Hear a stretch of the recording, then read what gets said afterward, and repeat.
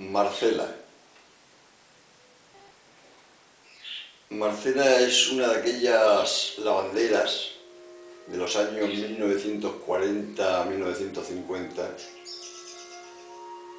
que aún vive y que algunas veces me la encuentro en un parque sentada en un banco. Marcela.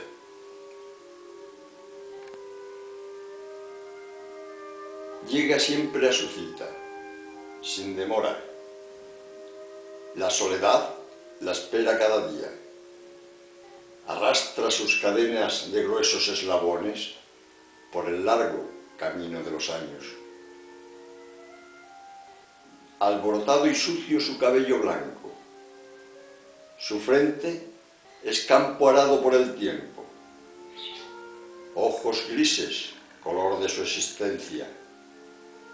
Y una espera que a nadie espera la acompaña en un banco solitario. Su vista puesta ya en la lontananza, lejos, muy lejos, tan lejos que no encuentra su pasado.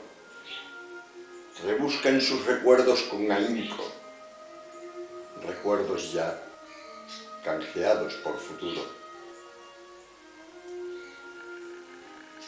Con la fuerza que nace entre cenizas, trata de asir lo poco que le queda, ese hilo fino de su vida que se escapa, esa vida que vive por vivir, ya sin nadie, ya sin nada.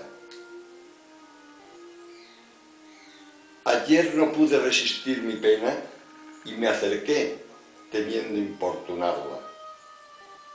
La regalé un clavel con una rosa y, tras mirarme un tanto confundida, no pudo sujetarla con sus torpes manos.